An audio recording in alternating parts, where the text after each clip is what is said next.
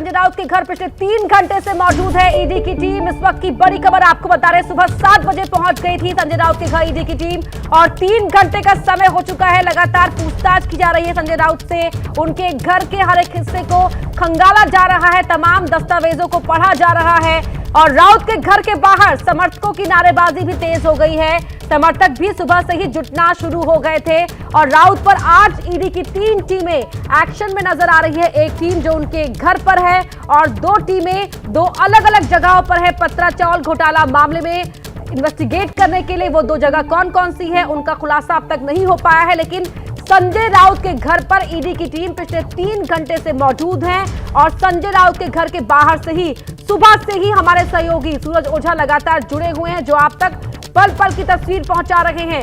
अलग अलग तस्वीरों के जरिए आपको बता रहे हैं कि ईडी की ये कार्रवाई है, क्योंकि ईडी का कहना था कि संजय राउत जांच में सहयोग नहीं कर रहे हैं। जांच किस मामले की चल रही है? जांच चल रही है पत्रा चावल घोटाला मामले की।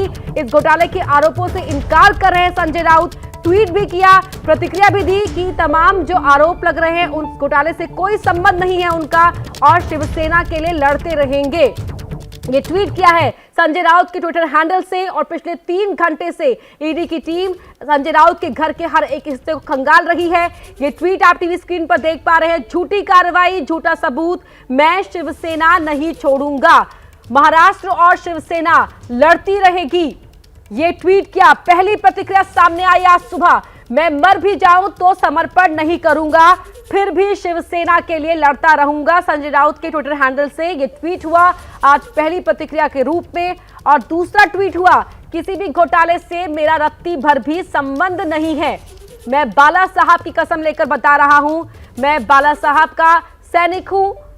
ये ट्वीट किया, घोटाले से रत्ती भर भी संबंध नहीं है, बाला साहब ने हमें लड़ना सिखाया है, महाराष्ट्र और शिवसेना लड़ती रहेंगी।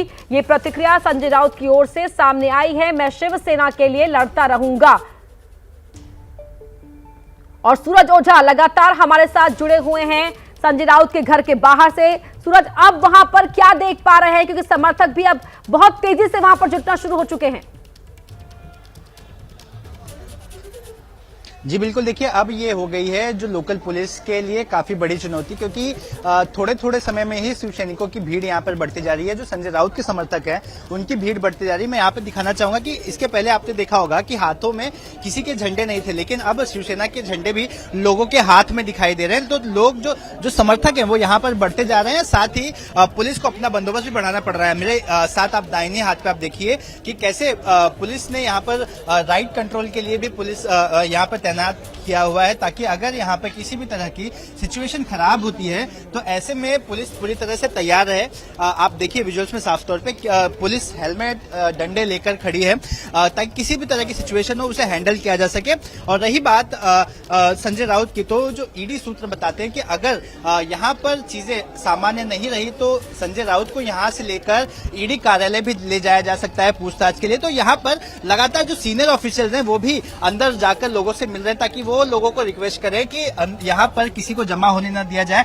तो कुछ समय पहले डीसीपी प्रशांत कदम, जो जोन 7 के डीसीपी है, इस इलाके के डीसीपी है, वो भी यहाँ पर आए थे, वो भी यहाँ अंदर गए थे। अब मैं आपको दिखाना चाहूंगा, कुछ लोग प्ले कार्ड भी लेकर आए हैं, प्ले कार्ड दिखा रहे हैं। प्ले कार्ड पे पर आपको कुछ इमोजीज दिखाई दे रहे होंगे। उस प्ले कार्ड को हम दिखाना चाहेंगे कि शर्म करो ईडी, शर्म करो ईडी है या बीजेपी ने रखी हुई, उसमें एक गाली का भी इस्तेमाल किया हुआ है। सिर्फ बीजेपी विरोधियों के ही दरवाजे पर ईडी जाती है और कुछ इमोजीज भी हमें दिखाई दे रहे हैं। तो इस तरह के प्ले कार्ड्स हमें दिखाई दे रहे हैं। मैं आपको विजुअल्स में दिखाना चाहूंगा। यहाँ पे डीसीपी, जो लोकल डीसीपी है वो भी यहाँ पर दिखाई दे रहे हैं। ये लोकल डीसीपी है जो यहाँ पर पहुंचे हुए पूरी स्थिति का जायजा ले रहे हैं। प्रशांत कदम नाम है इनका।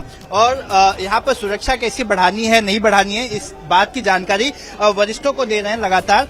कमिश्नर जो विवेक फंसालकर है उन्हें भी अपडेट किया जा रहा है सिचुएशन के बारे में कि कैसे हालात हैं और कंट्रोल करने के लिए कितनी फोर्सेस लगाई जा सकती है। तो फिलहाल जो पुलिस अधिकारी, मुंबई पुलिस है, वो ईडी से लगातार संपर्क कर रही है, ईडी से जानने की कोशिश कर रही है कि उनके आगे का एक्शन क्या होगा।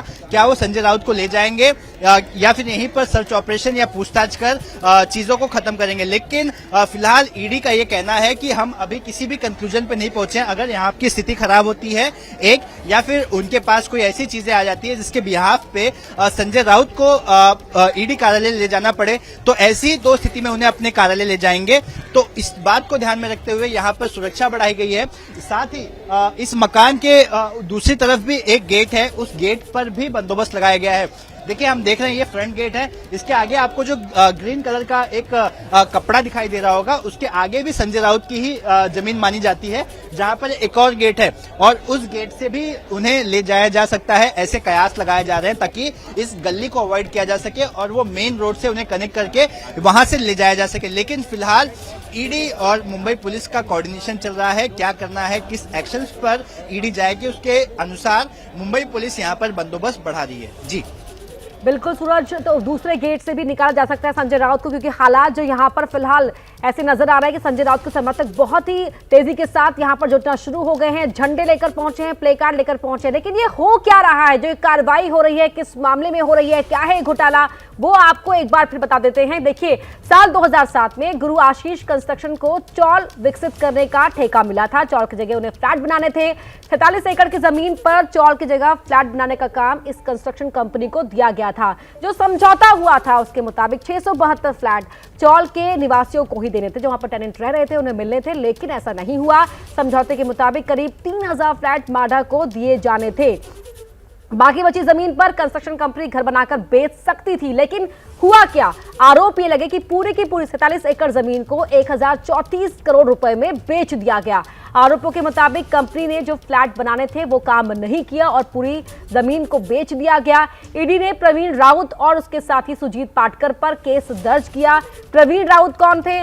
प्रवीण राउत गुरु आशीष कंस्ट्रक्शन के डायरेक्टर रह चुके हैं और साथ ही वो संजय राउत के करीबी, उनके दोस्त भी माने जाते हैं।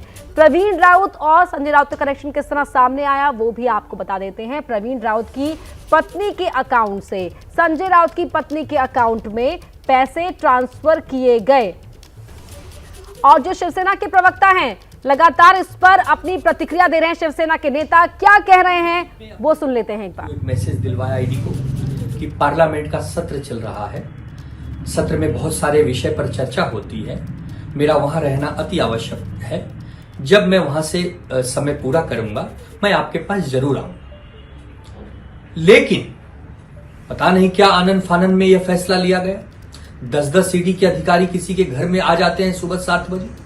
देश में हजारों लोगों पर ईडी के केसेस चल रहे हैं, उन्हें समन्स भेजे जाते हैं 2 बार, 4 बार, 10 बार, लेकिन ईडी किसी के घर में चली जाती है, ऐसा होता नहीं। यह घटना पूरी तरह से राजनीतिक से प्रेरित है। जहां जहां बीजेपी आगे जाकर काम नहीं कर पा रही है वहां वहां ईडी को आगे भेजती है। संजय राउत जी बोलना बंद कर दें, संजय राउत जी शांत बैठ जाएं, बीजेपी का विरोध न करें, ऐसी मंशा है। यह दुर्भाग्यपूर्ण है और आने वाले समय में देश सब देख रहा है, इसका जवाब देश की जनता देगी। प्रवक्ता आनंद दुबे को आप सुन रहे थे कि जो कुछ हो रहा है वो बदले की भावना से हो रहा है, बदले की भावना वाली कार्रवाई है। संजय राउत को झुकाने का दबाव बनाया जा रहा है, लेकिन देश सब कुछ देख रहा है और आपको तस्वीरें लगातार हम दिखा रहे हैं संजय राउत के घर के बाहर की और घर के अंदर। ईडी की टीम पिछले 3 घंटे ज्यादा का वक्त हो चुका है, वो लगातार वहां पर तलाशी ले रही है, छापेमारी कर रही है और इसके अलावा पूछताछ भी कर रही है संजय राउत से। तो बड़ी खबर आपको बता रहे हैं, संजय राउत आरोपों से इनकार कर रहे हैं। क्या मजबूरी है मेरी, बताइए।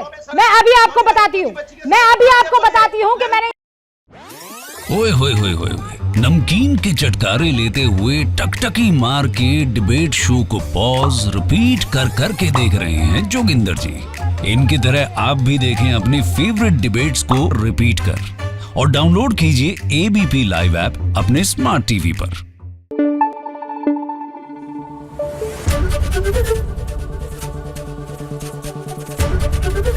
एबीपी न्यूज आपको रखे आगे।